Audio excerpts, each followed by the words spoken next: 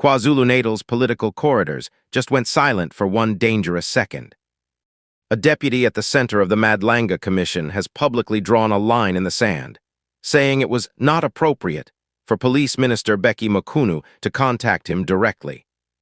That single sentence is now shaking trust inside South Africa's law enforcement leadership, and what it reveals goes far beyond one phone call. If you care about power, accountability, and the future of policing in this country, subscribe now and stay with me until the end, because this story twists in ways few people expect. Behind closed doors, commissions are meant to protect distance, integrity, and process. But when those walls feel like they're being leaned on, everything changes. The Madlanga Commission was created to expose truth, not negotiate it. Yet suddenly, the deputy to Lieutenant General Nhlanhla Mkhwanazi is forced into the spotlight, not for what he said under oath, but for who tried to reach him and how that contact was made. Here's what makes this moment explosive. The deputy didn't just reject the contact quietly, he made it public. That turns a procedural issue into a national conversation about influence, pressure, and political boundaries.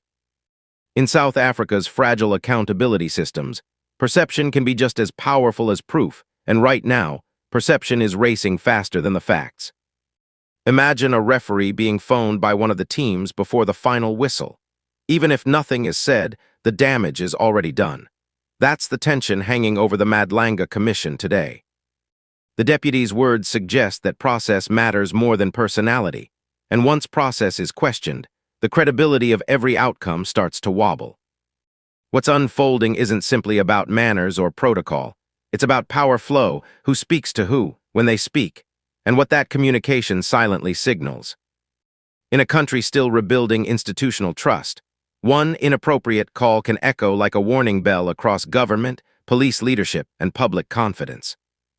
And that's where things become uncomfortable, because this situation doesn't only test Minister Mkhunu, it tests the independence of commissions themselves.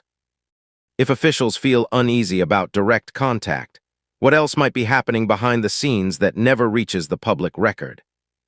By the time we reach the end of this breakdown, you'll see how a single interaction has opened a much wider debate about political boundaries, internal pressure, and the future authority of investigative commissions in South Africa.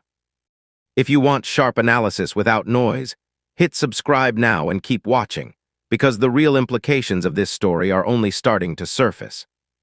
So as the Madlanga Commission continues its work, one quiet objection from Mkhwanazi's deputy is now speaking loudly across the nation.